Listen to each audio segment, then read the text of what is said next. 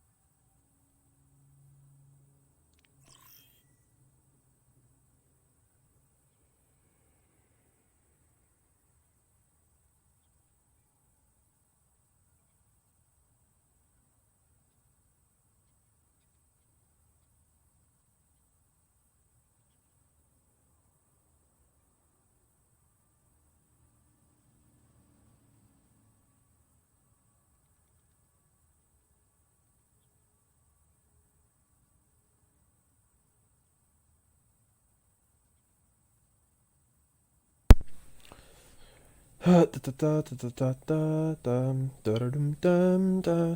Just gonna fucking hit them with their own. Shit.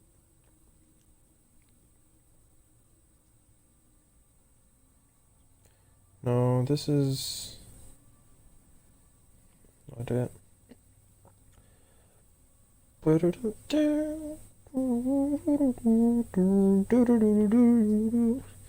Fuck, what channel was it in, man? Was it in the.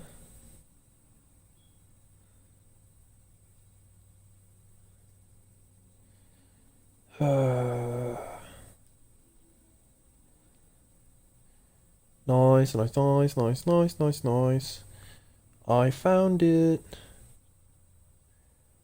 I found you.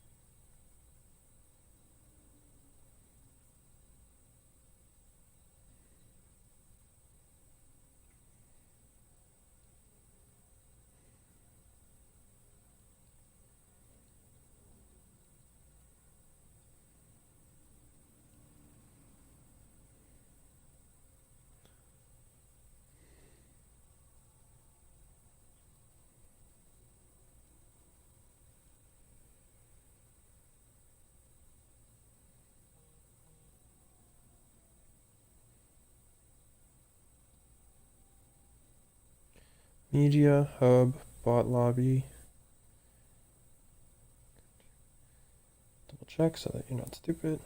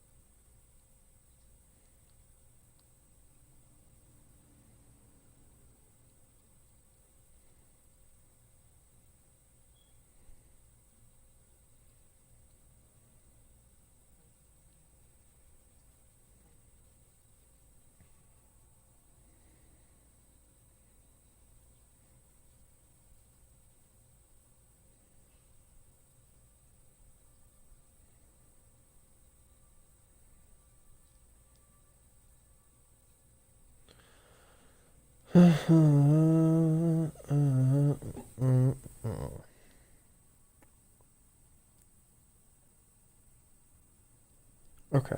let's get these VODs up.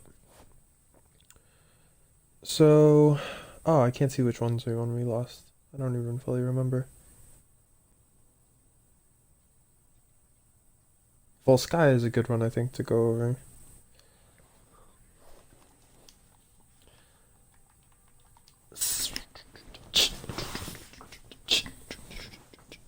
Fuck.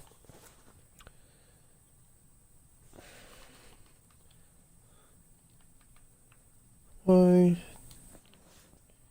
G N 9R.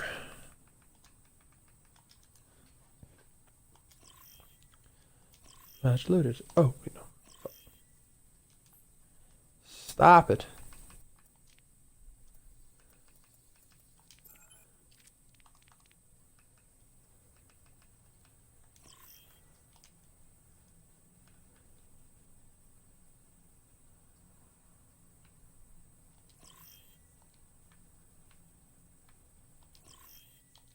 Oh shit.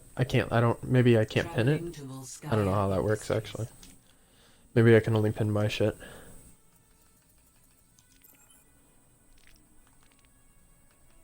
So I guess it just slotted in there.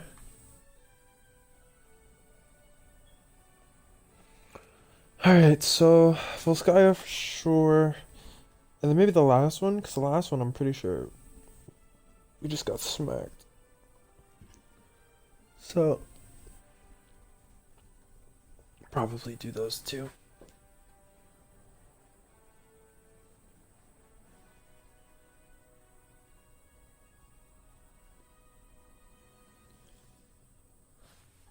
Remute myself for now.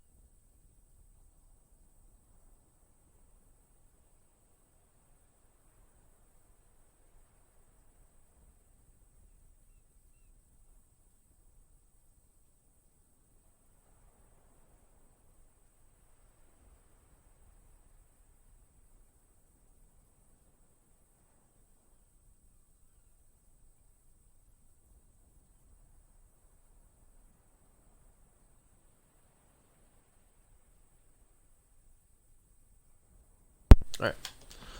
I'm gonna play arcade for a second. See if that ping gets sent out. And then go from there. One step after the other. And sometimes they don't make sense. Most of the time they don't make sense, to be fair. Oh, fucking hell. Sit up, stretch the back, get the blood flowing. Start thinking about something positive. Open the stream up so you have at least one viewer. I'm not cheesing the system. The system's cheesing me. Welcome to Hollywood.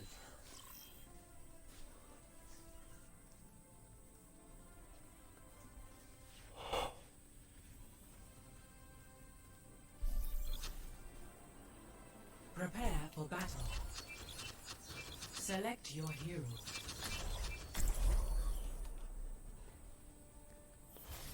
Three, two, one. Fight.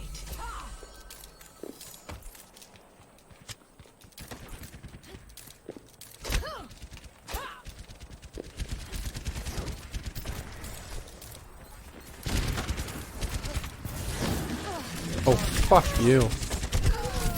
Your team has taken the lead. Well, what do you do there? Cry a little on the inside, cry a little on the outside. Why did I save that screenshot? That's not what I want to do. Oh. Alright. Your team has taken the lead. I'm on fire. What a tracer.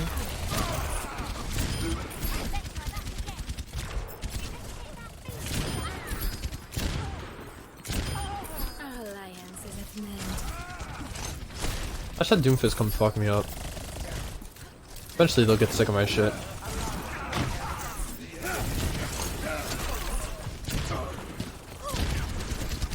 Time to run.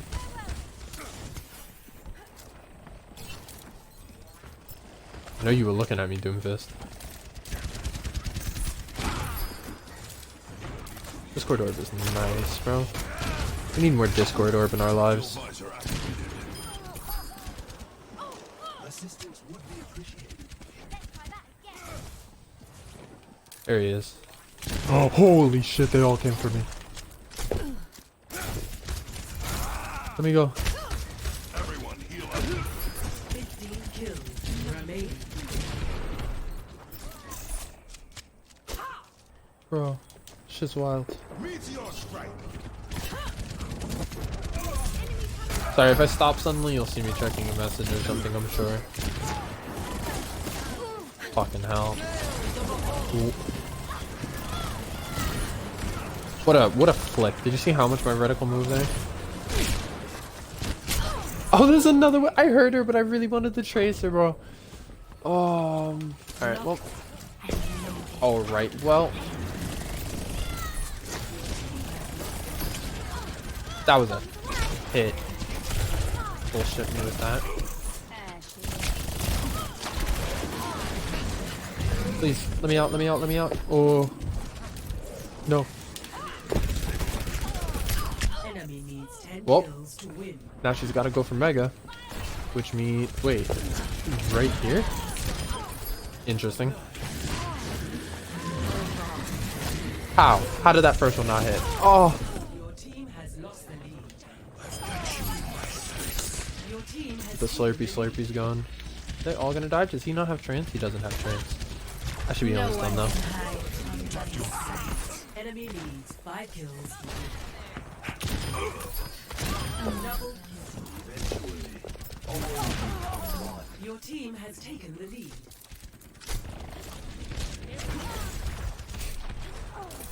Three kills remaining. 3 kills remaining. Alright, alright. 3 kills, 3 kills, 3 headshots. Nice. Easy, simple headshots. 1, 2 kills remaining. 2, 1 kill remaining. 3. Match. Easy. Easy peasy, take the breathies. Victory. Alright, let's get into this VOD though. Play of the game. Yeah, blah blah blah blah.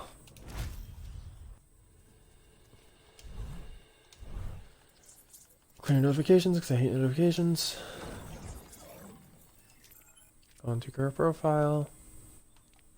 Alright, so I haven't figured out which one is going to be the second one, but I definitely want to go over the Volskya one because during Volskya, I felt like there was a lot of things that I just noticed that were maybe easy to kind of go over, so hopefully looking over it a second time will be just as easy, so that we can point out more of the obvious things and then work from the ground up. I said it a few times for the people who were there that a lot of what I want to be able to focus on in the future is positioning and knowing what to do when you're forced out of your favorite position, because a lot of this game really comes down to being in the right space and using that space properly, and that's usually what makes a character broken or not broken, is their viability within certain spaces. And over time, Overwatch has kind of like stepped away from being map dependent But now that we're out of the goats meta and out of like hardlock metas and we're moving into more flexible metas, you need to really know how to use your character, every character that you can at least, optimally on every map that you can. So we'll watch this at normal speed to start, and then I'll probably slow it down as need be. It's a little bit annoying to rewind on console, so you know, we'll do with it what we can.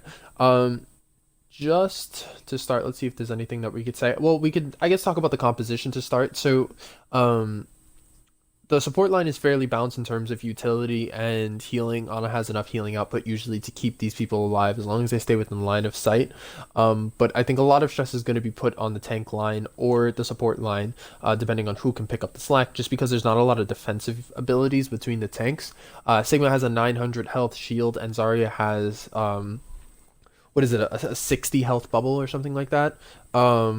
So there's only really 1020 damage negation between the two tanks, and that has to be alternated properly. So because Zarya's bubble is either going to break at a damage threshold or a time threshold, Sigma really has to do his best to kind of pace his shield, because there's two different ways that the bubble can go down, so you can't bank on a set amount of time, right? When you're playing Sigma, let's say with Diva, you know that defense matrix can be held for a set amount of time, so you can just play around that. It's a little bit more of a constant. There's not as many variables.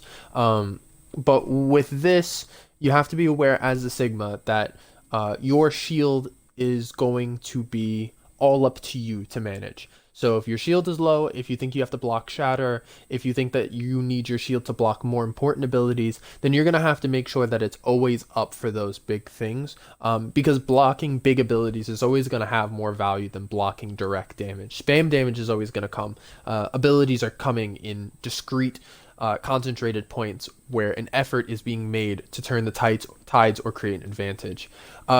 DPS, you have one projectile, one hit scan. I mean, for the DPS in this sense, there's not really much you can say. You just hit the enemies, and make sure that you're not sucking. I mean, there's no instance right now of a DPS who can't do their job for the most part. I mean, you can argue like Torbjorn's not that good, or Symmetra is weaker again in certain maps and stuff like that, and that's true. But there's going to be a lot of errors in this elo that's going to make more things possible than you should be comfortable with.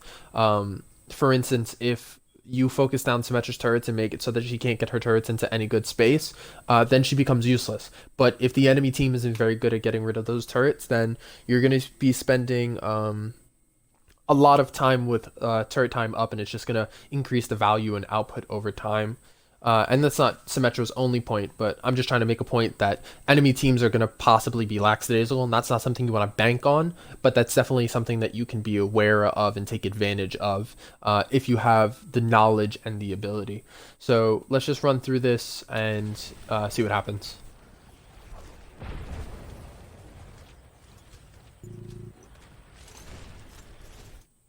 So already the defense has kind of collapsed. Now, when you're playing on Volskya, a lot of people seem to have some, I think, confusion in terms of main tank play of where they're supposed to play. Because if you notice, the Sigma started on this left cubby here.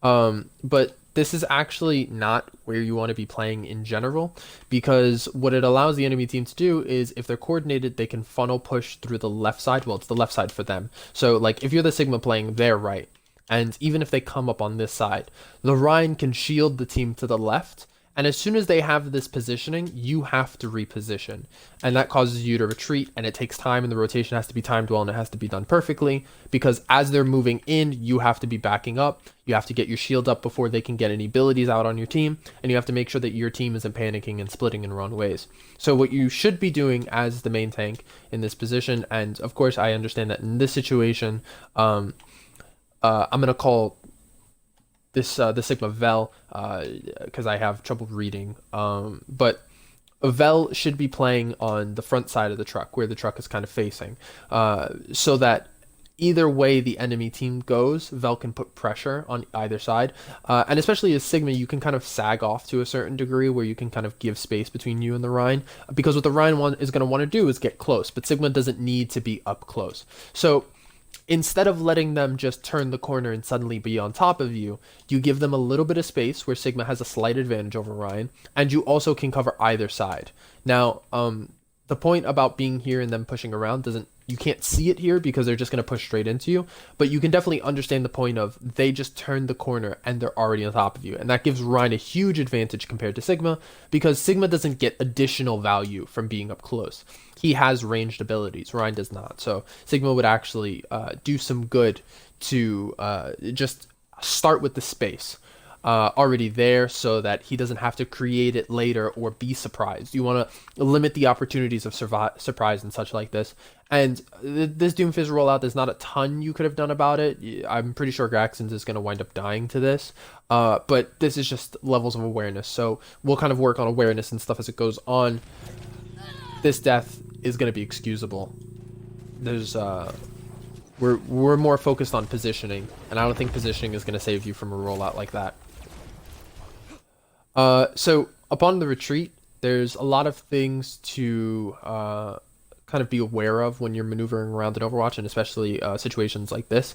And the game can be very overwhelming, especially for new people who are getting involved, because there's a lot of colors, there's a lot of lights, and there's a lot of enemies, and they can all do very, very different things. But the thing that makes higher level pros awareness so impeccable, and even higher level players in general so able to kind of just know what's going on and where things are happening, is because they limit the number of variables that are happening throughout the game. So for instance, like I was saying with the start, you know your hold spots on certain maps, right? So as a support, you know where your tanks are going to be because you know their hold spots. Now, all the hold spots may not be correct, they might not do things the proper way, sure, but you know where the tanks are going to be because all tanks hold in the same spot. In each elo, each set of tanks holds in the same spot. In gold, you know, they hold in specific spots. In plat, they hold in different spots, etc., etc. But the supports always know where the tanks are going to be early fight, because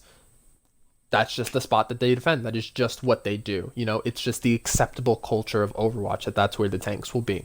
So what happens is now you've gotten forced out of your favorite positioning, right? And the fight becomes much more chaotic because nobody knows where they're supposed to go after that. And part of this is down to pathing, and another part of this is down to map knowledge. So if you're coming on to Volskya point A and you're playing defense, so let me rotate in a way that's more apt to defense. So we're looking at it from spawn side, defender spawn side. There's multiple features to this map, but two of them that you're going to pay a lot of attention to is the fact that the point is surrounded by high ground, and that there are health packs on each cardinal direction of the point. If you were to imagine like to spawn side being south and coast side being north, then there's some sort of health pack on each cardinal direction. But the health packs on the east and west side are both minis, and the health pack on the north side is super far away from the point, so far that you can't actually have any presence in a fight on point and use the health pack at the same time. But on the spawner side, towards the south, there's a mega health pack, which is huge for keeping your supports alive and keeping your tanks tempoed when there may not be a support there. So if the tank, let's say the Zarya right here, was to, instead of retreating to the right, retreat to the left, they would have the option of grabbing that health pack and letting the support focus on somebody else. Now, you can go into the semantics of like, oh, the tank shouldn't take the health pack from the support, and maybe that's true. It's all going to come down to situations, and you kind of learn as you go through. But what you're doing in this situation is you're causing your team to split by not converging on the point that's best for everyone. Like, this is at least good for your support, which is then good for you. So you should be here.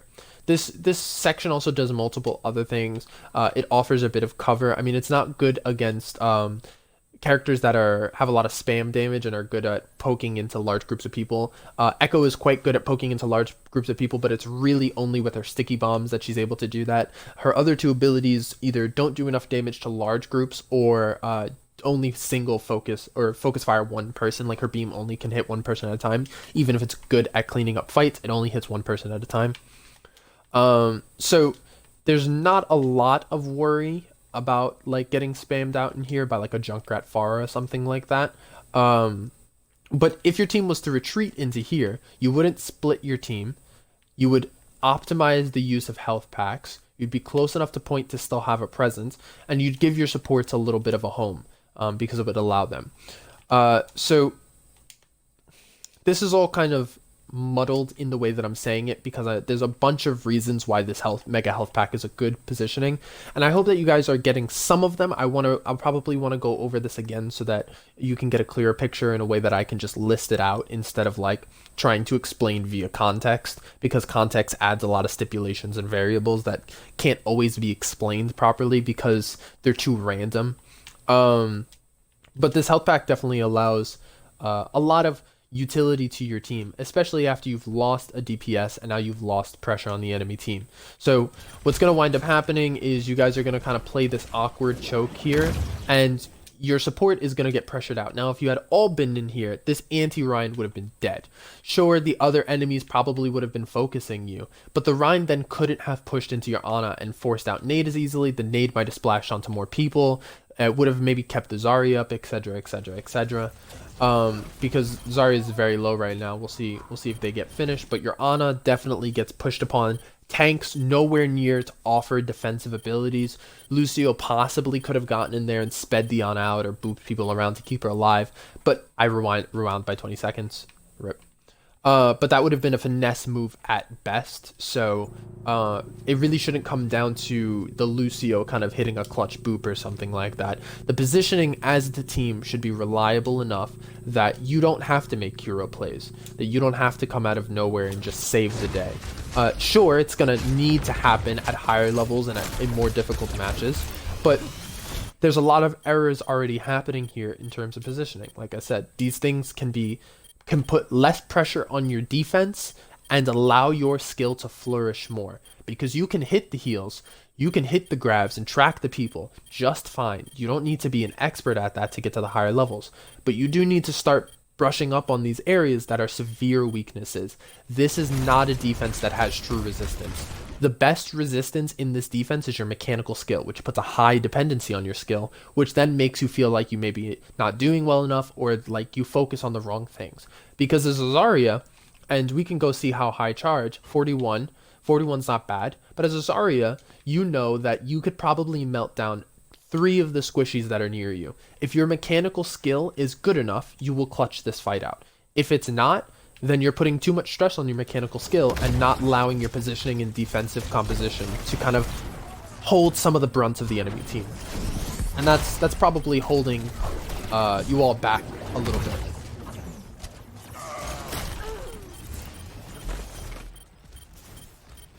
So the supports go down, the DPS wind up crumbling to the Doomfist.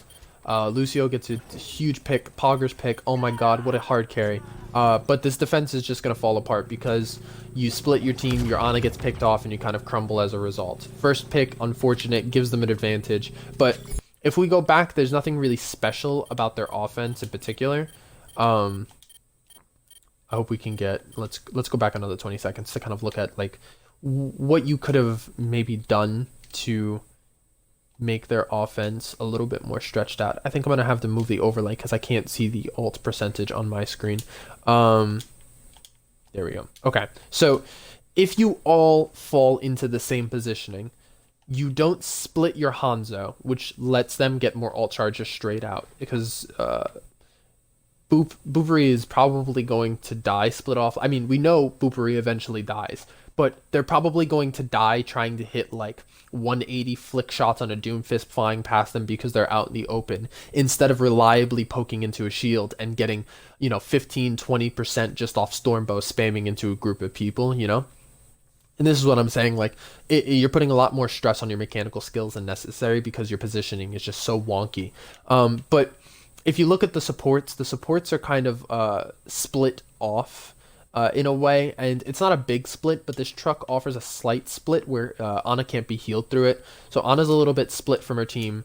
The Echo is low, and Doomfist is out there. We can look at the cooldowns as Doomfist, but they should, all on cooldown, because he just committed to a full dive on one person, but he's going to be allowed to sit because your team has no ability to focus on anyone because you're so chaotic and all over the place with no sense of where one another is, that Doomfist can just chill and rest in the chaos. He can just nestle himself out there. But you're losing out on two big advantages. A split Ana and a split Doomfist. Well, three technically, because there's also a low Echo. But part of that is because your retreat didn't allow you to be cohesive. It didn't allow you to see a similar perspective. It didn't allow you to properly understand the pieces of information that your mind now has to struggle to pick up. In the back of your head, you're like, where are my supports? Where is my healing? How can I get this kill? How can I do this? The part of where is your supports should just be automatic. You would know it if you knew the map. And if your supports knew the map and you knew work together, as we work together, we'll go through those things and you'll know my supports will go to this spot because it is good for them. So I will go to this spot to protect them. And if I want to try something crazy, I know how to stretch the bounds of the game because I already know what the limits, air quotes, are supposed to be. I know what the standard is, so I can do something extraordinary or unordinary to throw off the enemy team. I'm saying a lot, but hey, what's up? On my way. I see that on my phone. I have like the thing open on my phone, but that chat didn't pop up on my screen. So if anybody, I'm in an open party, so if anybody wants to hop in here and ask questions or anything like that, you can.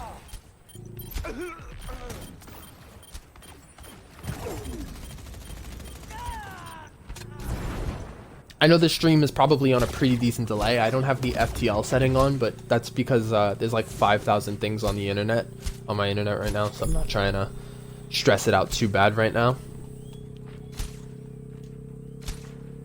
Okay. So let's actually get this ticking noise away. Let's let them tick, and then we'll look at your defense. I'm going to move some things around. Alright, so let me move the broadcast.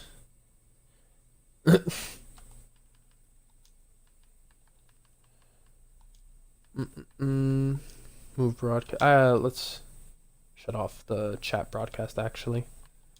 I'll just try to look at it on my phone. Like I said, join the party if I'm not answering questions fast enough or anything. There's going to be a decent delay, but I'll try to do my best to keep tabs on everything, looking up and down and such. That didn't get rid of it. Please go away. Broadcast, more options. The chat is off. I'm going to move the thing anyway to the bottom left because that shit's annoying. Alright, well, at least I can see the alt percentages now and stuff like that. So, in that last fight, Vel was able to stay alive for a decent amount of time and get a lot of splash damage. So, the only real ultimate that you're going to have coming up here is going to be the Sigma fucking lift and drop people shit. I don't know. My brain's a little bit off right now, but usually when you're within about 15% of your ultimate, you're going to want to say that you have your ult. And that's part of what Berger was saying yesterday when he was talking about calling ult mid-game. If you think somebody's within even 20% of their ultimate, you're going to want to call that they have it. It changes the way that your team plays. It makes them a little bit more responsive and aware, but the enemy can get it off of a single fire strike sometimes, especially if it's like a Reinhardt, like that example in particular. If Ryan is 14% away, his fire strike hits 2 people, he has shatter. Or if he cleave swings 4 or 5 people, he has shatter. So you're going to want to say when you're close that you pretty much have it. But part of that practice is also going to be a little bit pressuring because we all know how difficult it can be sometimes to close the gap of that last 15%.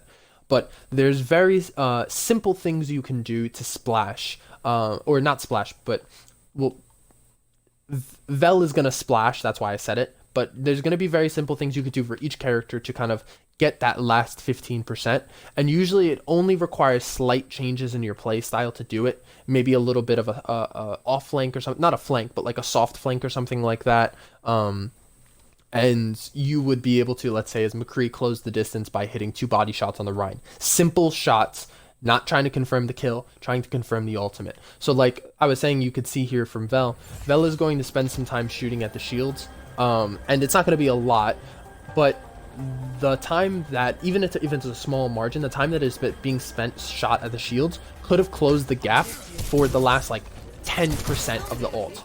Then Vel would have been at 96, because I think they went up to, right, the rewind sucks, it's 20 seconds.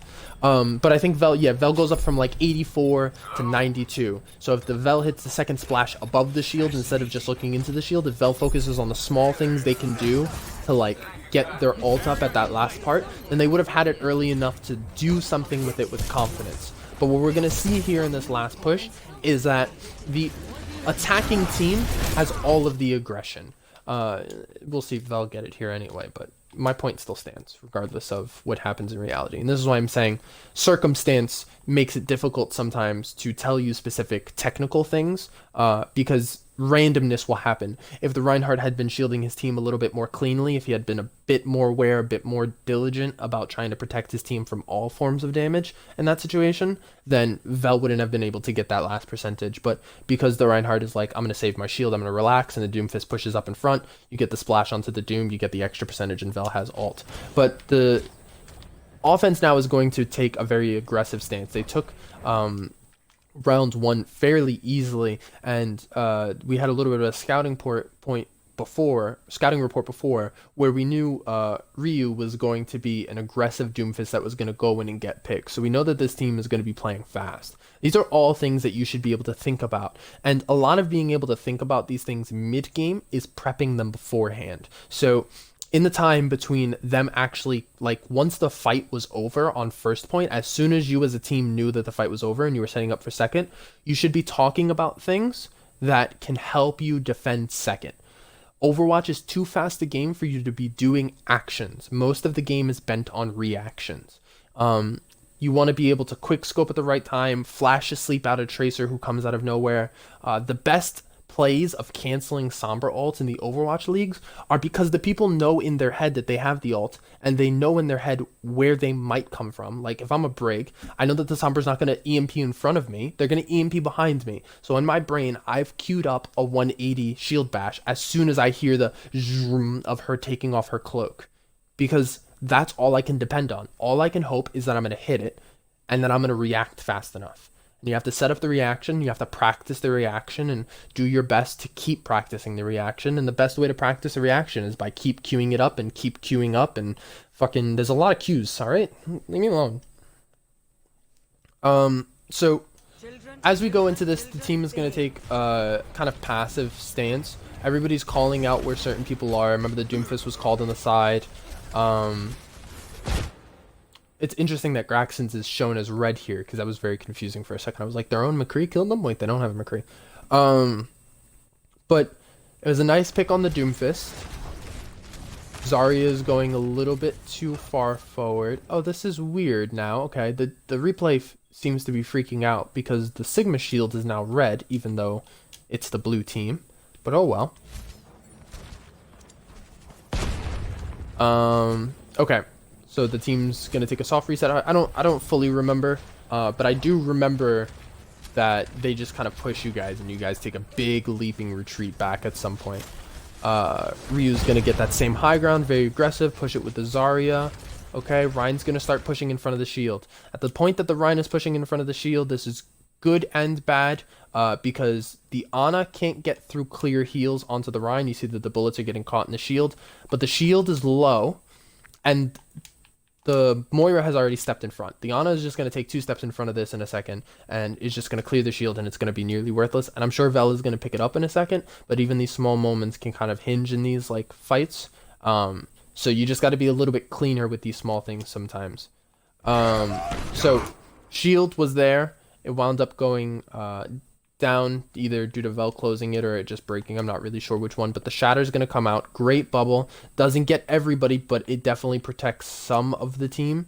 Well, I mean, Vel might have been far enough, but nah, I don't think so. I think Vel actually would have gotten hit. I think it would have been one of those moments where Blizzard was like, nah, you got hit. Lol, fam. Lol, fam. Okay, so the Shadow comes out. Not bad. Oh, it did protect everybody. Cool. The Sigma ult comes out. Not a terrible attempt, but because you didn't have a preset plan, it's kind of thrown out there in desperation, which, similar to what I'm saying on first point, You don't have a plan, you don't have a good understanding of where you can use these things, so you're requiring your mechanical skills to kind of carry the situation, right? You're saying, I'm not gonna wait for them, right? If you had waited for them to walk into choke and you said, I'm going to use this ability as soon as they walk into choke, because this is a confined space where what the fuck? Flux. It's called Flux. That's right. Where Flux is gonna, get the most value because it could catch everybody, and we can get an advantage that way. Instead of doing that, you let them push you, and then you panic ult, or maybe you don't. Maybe you're not panicking. I'm not gonna assume too much, but you pop this ult, and you require your mechanics to do the work as you attempt to grab as many people as possible, right?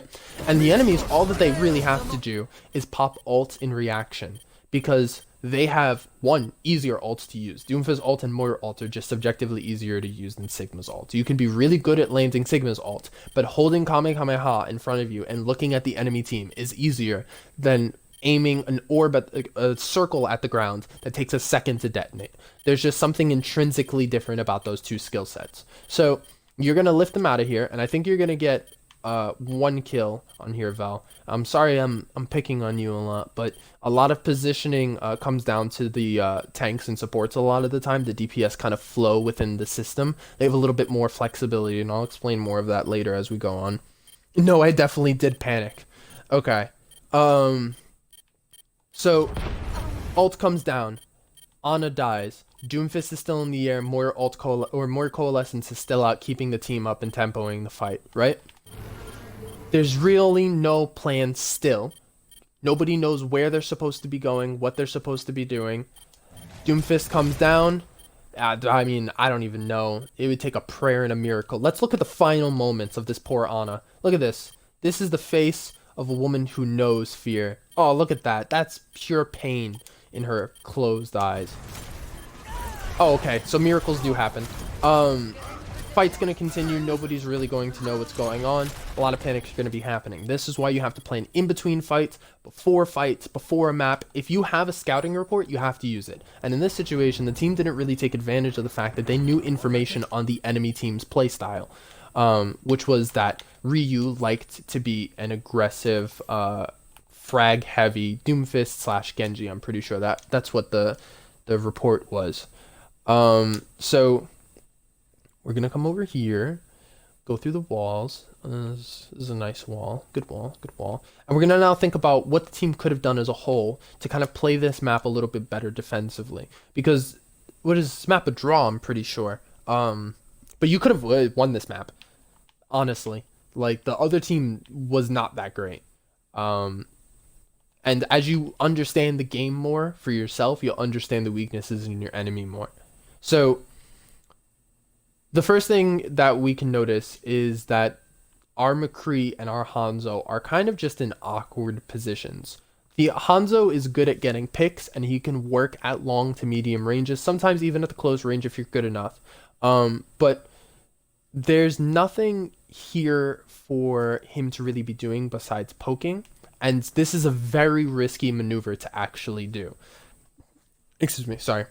Because when you poke in between fights, in these kind of dry times, what you risk is the enemy team being able to just like hit you by accident. Now, we're not even going to account for skill, right? We're just going to say by accident.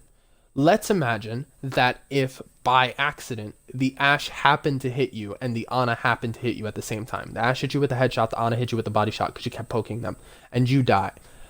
If you have Dragon in this instance, which you will have Dragon in this instance, and Dragon is the condition for you to win, and I'm saying a lot of stipulations here, so you kind of got to buy into me a little bit in order to see how this logic works out. But if you have the game-winning Dragon, and you get accidentally hit, and you die, and your team loses because of it, it's kind of your fault. It's not entirely your fault. I'm not going to say, you're trash, you're off the team, this is the reason we lost, but it's partially your fault for taking that peek. Most peaks at the highest levels are made in tandem with someone else. In solo queue, when you're playing in ranked, a lot of the time you can take these peaks because you're not going to be able to get the level of coordination that you need in order to actually take safe peaks. But when you're playing in a team setting, you want to minimize the amount of errors and the amount of chances that you're giving the enemy team. As people's aims gets better, That's a lot of S's in that sentence. As people aims gets fuck it. As people get better at aiming in the higher elos, they're gonna be able to not accidentally hit these shots, but on purpose hit that shot. Because let's say if this Ashe has been queuing all day, let's treat Boopery as if he was in solo queue right now, right? And this Ashe has been queuing all day and losing all day. And she's just been having a terrible ass time. She's been getting stomped. She's actually trash though. Like she deserves to get stomped, right? But like she comes into this fight, she's like, man, fuck it, I don't care. She's just like doing whatever she wants, shooting around, and then she fucking flicks and hits this nice headshot. It has been 20 hours for that Ashe, but she just hit the nicest headshot on you for no reason. It was a 360 quick scope. It doesn't matter how lucky it is, you still lost the fight because you took a risk. And it's a risk you're not aware of, but it's a risk you have to become aware of. What should happen in this situation is that the poke should be made a little bit more calculated, right? Nobody's really peeking Vel, and Vel's not doing anything in particular, but the shield is still here. Vel could very well be alerted to the fact that you wanted to peek, and this is both on part of Vel. Like if I'm playing tank, right? If I'm playing Zarya, let's say, and Mercy Booty looks up to you and he's like, yo, my Hanzo wants to peek. And I'm just like, as a Zarya, I'm like, you know what, buddy? I'm not gonna need bubble for a few seconds. Here you go. And just plorps bubble on you. Let's call it plorping. Plorps bubble down on you, and then you can peek freely. So that's what the tanks could do in that situation. But as a DPS, you also hold some responsibility to give value to your team and communicate. You could say, I want to peek, give me bubble, give me shield. It might not always happen. You have to learn where the resources in your team have to go. And you have to sometimes give your team time to respond to this. But if you know that your Zarya can bubble you, if you know that you've been popping, you've been hitting them headshots, fam. Oh, you've been hitting it nice. And your Zarya has bubble, you'd be like, yo, Zarya, hit me with bubble. And Zarya's like, all right, you've been popping, we got you. Right? Then you get the bubble, you take the nice peek, you get the headshot. Nobody has to risk dying. You want to minimize the amount of chances you give the enemy.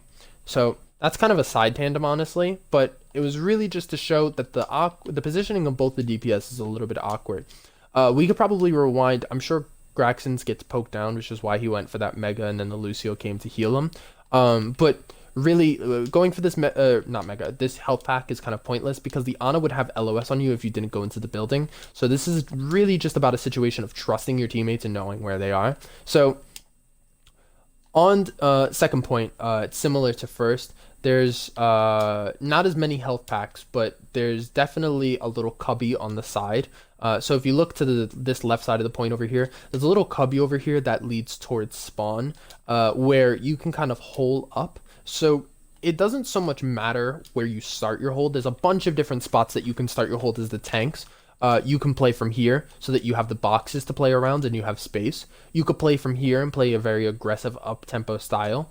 You could play from here-ish, or over here is more reasonable. But anywhere you play from, you have to understand that your pathing as a team has to reroute back to the safe area. So now we have to think about why this area is safe, right? Because unlike the last area, we can't make the argument of the Mega, but we can make the argument of spawn. Spawn is a pretty good argument. I was really low and burning, so I went to the mini. Yeah, I can understand if you're saying you were really low and burning, so you went to the mini, but I still think that's a matter of trust, because you have to trust your Ana to have the awareness to hit you with the shot because you're going to die from it.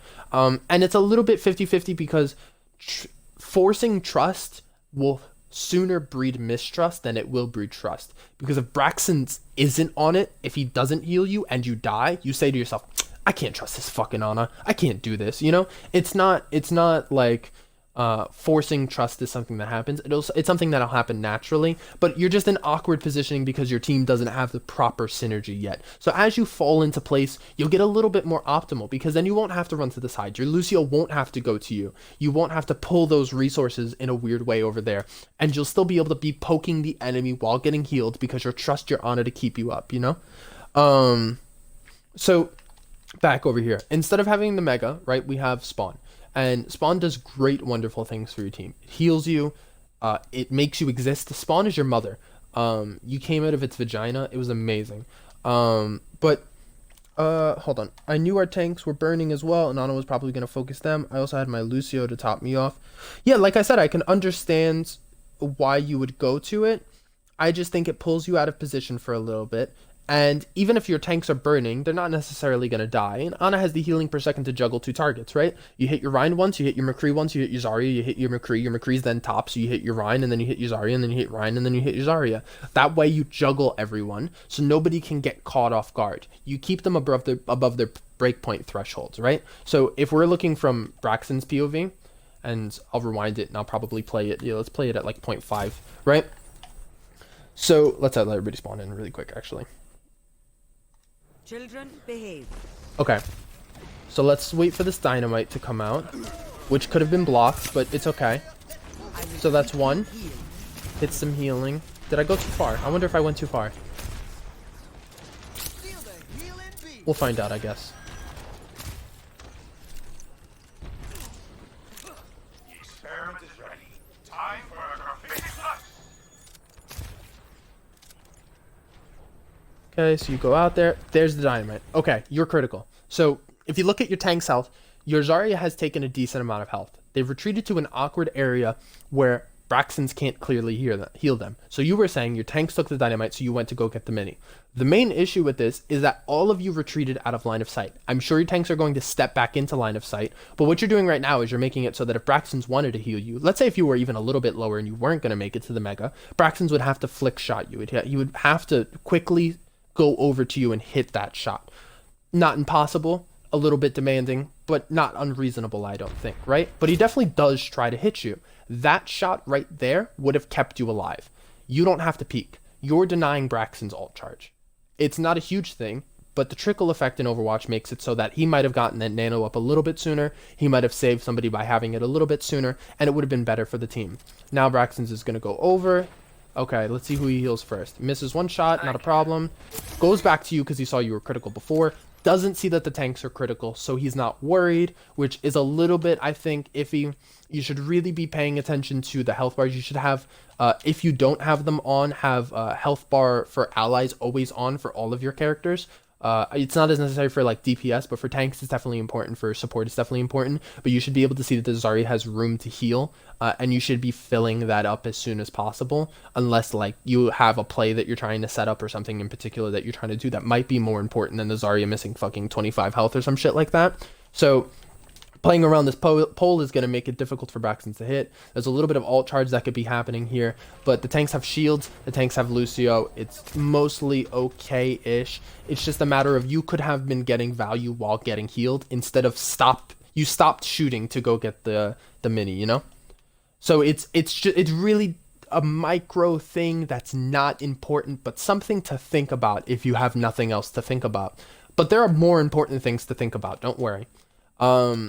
And I think that comes down to the pathing and the positioning that I was talking about before. So I think I was going to talk about juggling targets, but I don't think the situation even really presented itself. I'll bring it up if it comes up, but that wasn't a situation where juggling targets I think would have solved the problem. Also, at that point, I had no idea where. Yes, so that's the point I'm getting to. Where your supports are playing from and where they are. Has to be just a more consistent thing. And this is another thing that'll happen as the team kind of develops together and grows together and plays together. You should all be aware of where each other are playing. It's going to be a lot of work to understand and learn. But if you want to play at a higher level with a team, then you have to be able to understand the game from a fully rounded magnitude and scope. So supports like playing from this bridge area generally. Usually Ana's and or Zen's will play from here. Another area that you could play from is down here, because like I said, it gives a retreat of spawn. The benefit of a spawn is two things. One, that it gives full healing. Second is that this is where you come from. So the worst thing that you could do as a team is get somebody split spawned. So split spawning is basically, let's say if your tanks decided to hold over here because they wanted the mega or something like that, or they wanted this nice rotation. If somebody vulnerable like the Ana was to die and then spawn over here, and the enemies were on point and your team was over to this right side over here, the Ana would have to cross the enemy team, or like ignoring the other exit. I'm really trying to just make an example. The Ana would have to maneuver over here through the enemies or try to sneak by them. And like I said, there is this over here, so they could just come up and come down and around. But the main reason we don't do that is because I don't know if you noticed, but that's a little bit of a longer path than the other one. So for recontesting, it'd be quite a bit harder. And sometimes just turning that corner a little bit earlier is all you really need as a support to keep somebody alive. You get around that corner, you see somebody critical, you just start shooting before you even hit the corner, and hopefully they like come find you. But if you play this corner over here, once you get low, you have, let's say if your supports died, you have the option of backing up into this area. And all it requires your supports to do is once they spawn, they just have to get here. And they don't even have to be at a spawn, but they could be contributing to the fight. Minor thing, but mainly the thing that you want to do, because these minor things adds up, is you want your tanks to be retreating from where they are. Let's say if they're holding aggressive, they want to retreat to boxes first, red boxes first, and then they want to be retreating to left pillar. We'll call this left pillar for now. We can rename it however we want. And then they want to be retreating around the corner. Now, an area like this is a little bit more secure because, and we'll go over it in detail with the tanks later, but you could play a little bit of a footsie game, you know, put your foot on, oh, you're not taking it, oh, you take it, oh, you're not taking it, oh, you taking it, oh, you're not taking it. It's really fun. But you also have bits of cover, various high ground access and stuff like that. One of the concerns is that there is an edge near you. This is a version of coast, so you do have to be worrisome of like a Hammond or something, like trying to get big boops or something like that. But just don't be bad is my main, I think, suggestion for that. Like, don't stand within 2 boxes of the ledge if you could avoid it.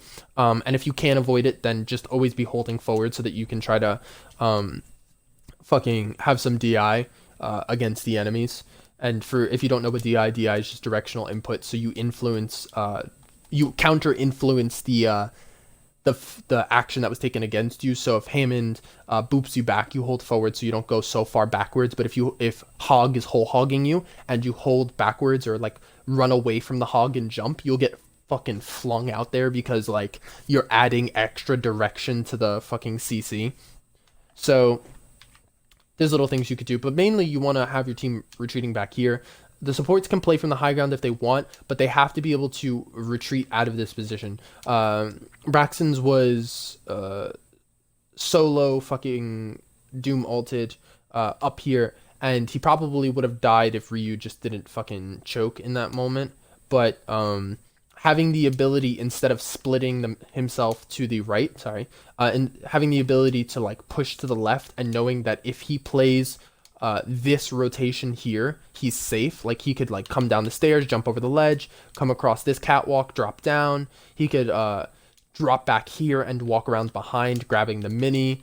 Having those options and knowing where your second positioning is can be really big for a support sometimes, because every once in a while you'll have a really aggressive playstyle you're playing against, and what'll wind up happening is, let's say if Ryu really wanted to get Braxton's, like Braxton was the hard carry and the enemy team could tell, and they were like, yo, Ryu, fuck him up, bro, right? And Ryu was like going in trying to get Braxton's wants to be able to hide, and the best way to hide is to change locations and have to keep the enemy guessing. So once Ryu knows that Braxton's is here, Braxton doesn't want to be here anymore, because Ryu's always going to check here first to see if he's still there. So then Braxton's can like relocate over here, trying to maybe get an angle. This isn't the best angle, but like you could drop down and hide around here.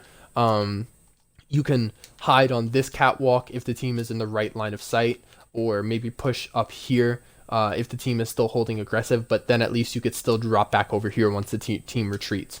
There's a certain procedure to retreating to that you'll learn over time. It's not as simple saying you start here and then you end here. You also have to do it effectively, right? As a support, the Lucio has to amp speed so that the team can retreat faster than the other enemy team so that they can't close the distance. If, let's say, you don't have a Lucio here and the enemy team has a Lucio, the enemy team can engage on you faster than you can disengage, and that would basically render your retreat route and your plan B pointless. Another example is the fact that shields are mostly static, aside from Ryan's shield, which can be moved around. So if you're retreating, you're going to want to throw your shield up at first, but then you're going to want to use your Zarya bubbles to really retreat. And that means that your team is going to want to stack together so that they can maximize the value of the Zarya bubble, and that you're going to want to pop one bubble at a time. You're going to pop the first bubble, wait for it to break, and then you're going to pop the second bubble. And meanwhile, the Sigma might be like holding his shield in so that when they get to the second location, because now you've used both Zarya bubbles, you at least have full Sigma resources to use. As the DPS, you want to be spending your time looking for the enemies getting overly eager. Seeing people retreat can be an incentive for getting aggressive and looking for kind of like picks and stuff like that, because what happens when most people retreat is they make mistakes. Walking backward isn't natural, especially in a video game, so most people will kind of like make errors, not do things properly. Maybe the Lucio is on healing instead of speed, and what you could do as a DPS, or maybe even the enemy tanks, is you turn that corner and you see the enemy retreat and you're like waiting for them to like fuck up, and you're like, yeah, I could hit that headshot, I know, because they're going to be super easy, they're going to jump, and they're going to be super easy to hit, and the Lucio's going to not be doing the right thing, and they're going to be making mistakes and running into things while backing up and stuff like that, you know?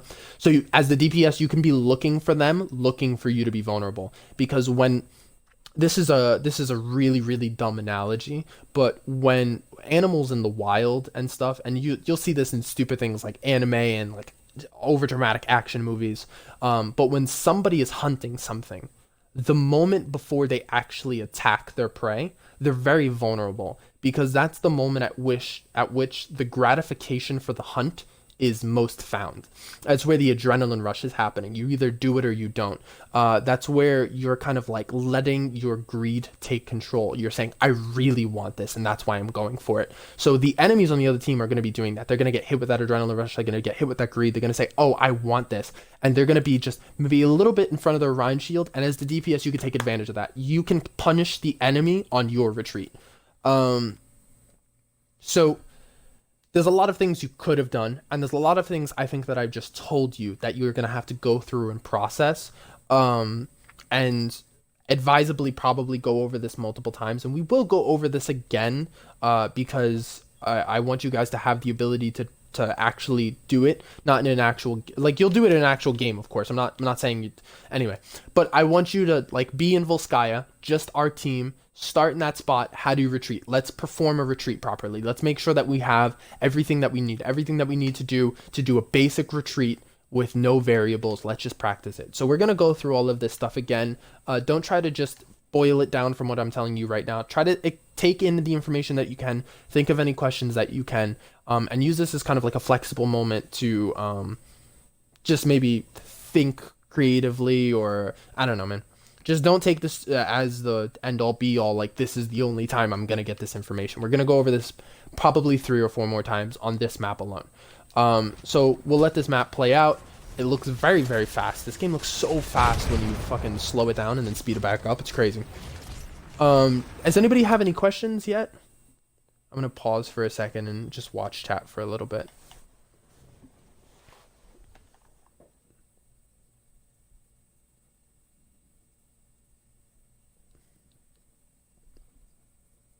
Give it another few seconds.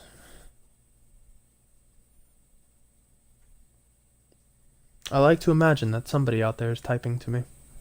Somebody loves me.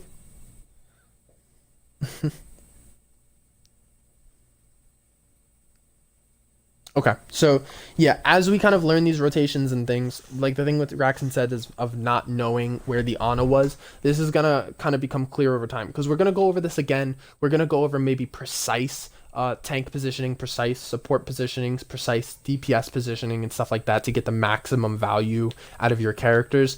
And I really think that even if you're not required, and I don't want to say required because nobody's required to be here, but I would incentivize, or I would like you guys to participate in one-on-one sessions that other people are going through, or like small group sessions. So if I take the 2 of the tanks aside and I'm like, all right, tanks, let's go. It would be nice to see some supports and some DPS show up, and even just listen, or maybe just pop in and out for a few moments to try to learn some stuff, because what your tanks are going to want to do is going to be very important to you. What your DPS are going to want to do is going to be very important to everybody else, etc., etc. Supports are just as, you know, you're going to want to know where your supports should be. You're going to want to know all of that information, and that should be secondhand knowledge. That should be stuff that you guys already know. You don't have to think that hard during the game. A lot of people just put too much pressure on their own skill of like, I gotta just flick shot them and hit them instantly, or be able to track them, or I gotta just be able to like have cerebral awareness of everything going on at all times. It's not like that. It's really more of I already know where my team is. We practice this. This is secondhand knowledge. Just rewinded by accident. Oh well. The rain is gone. My throat hurts, bro. I need water. Yo, note to self, get water for this shit.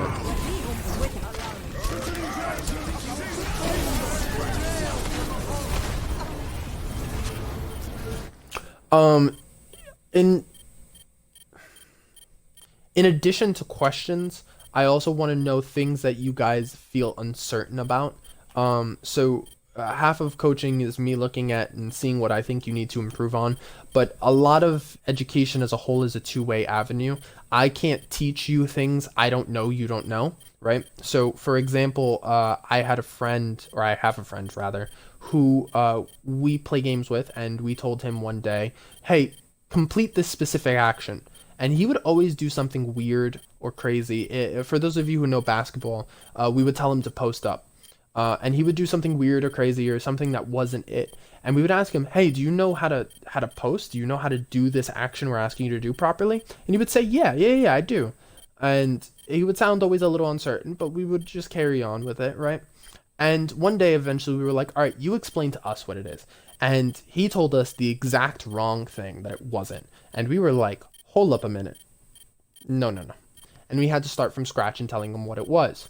It's not that big of an issue, but if we don't know that you're uncertain about it, or I don't know, or the coaching staff doesn't know that you want to know more about something that just maybe isn't showing up in your game because you're not even trying it. Like if you don't know how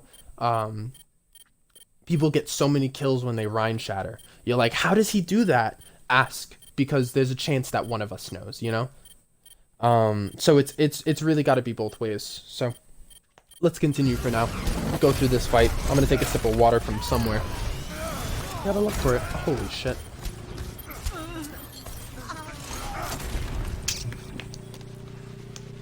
Sorry for the slurping noises if you heard that. I'm not gonna go over re-engages or anything like that until we get more familiar with taking the fights correctly. Because we shouldn't expect to lose fights. We should try to do them properly first, and then we'll worry about, like, when we do lose, after we've done things properly, how do we get back? How do we NYXL that shit? Because they pull some crazy Volskya comebacks off. And it's not just because they have Jonak, lol.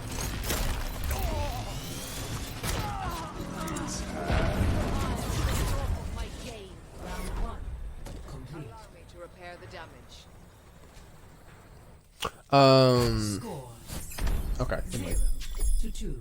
Switching sides.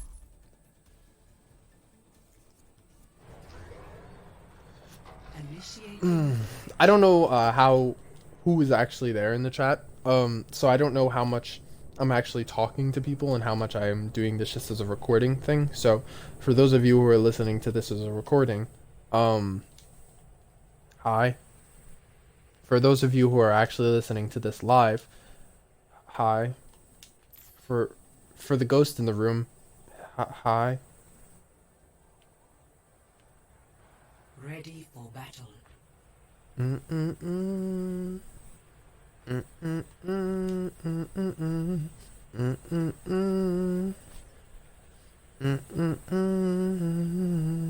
Attackers incoming in 30 seconds.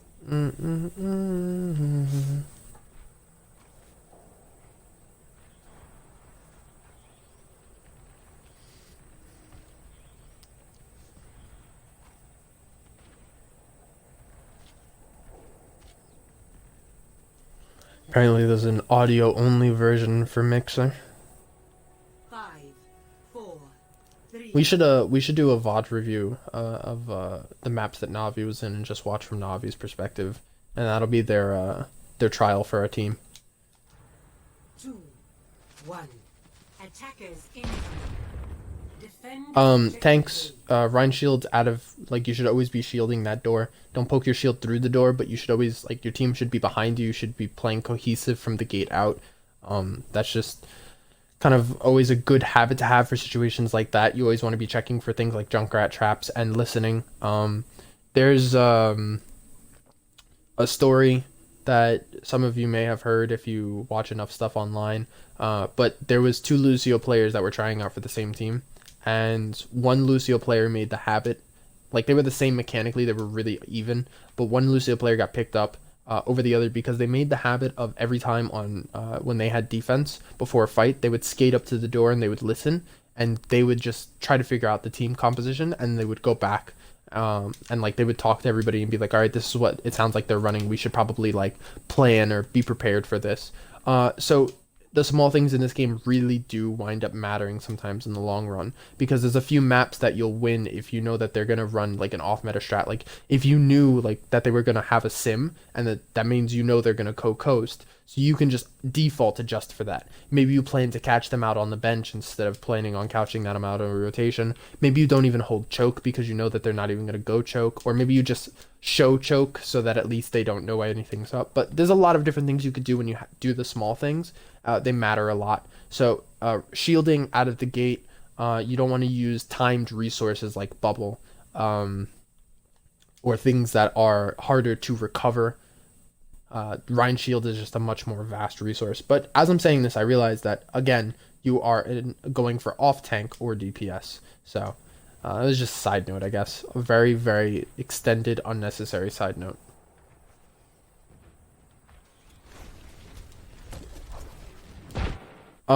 So off the bat, I don't know what you guys are doing because nobody's doing anything together. There's no reason that your supports should be over here, because what I would, let's say if I had the perfect ideal coordinated team and I was playing Reinhardt, what I would do is I would tell my team, yo, supports are split, come push, and basically I would hold my shield and push through. I see I got a party invite, I'll accept it in 1 second. I would push through and just shield the enemy team off while the rest of my team flooded in and fucked up these supports. Because basically there'd be nothing that the enemy team can do, right? You can't get through my 1600 health barrier before I get through your 2 supports. Like Lucio could speed away, sure. But if we do it right and we catch them out, we might just get a free win based off of that. And if the Rhine tries to pin in me, I just counter pin, and then the enemy team, like both Rhines are on the floor, they can't really do anything, you know? It's just, it's not something that will happen in like Plat or Diamond or maybe even Master sometimes. It's not something that'll probably happen in solo queue very often, but in organized team scrims, I have seen teams absolutely punish teams that cannot play cohesively, and this is very not cohesive. You split from spawn, you walk different routes, you're not playing together now that you're at choke. And your Tracer looks like she's going on a flank, which is fine because Tracer's a flanker, but there's no cohesion on the front line that can let the Tracer know that if she goes on her flank, that the team is going to be okay. So I'm going to accept that party invite now. Give me 1 second before we continue.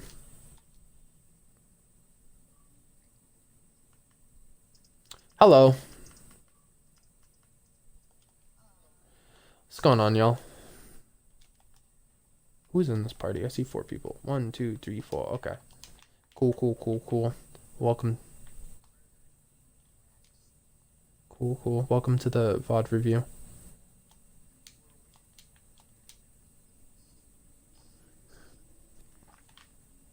Oh shit, it's 6 already? Okay. Alright. I'm gonna cut the stream here. We'll do attack tomorrow or something like that.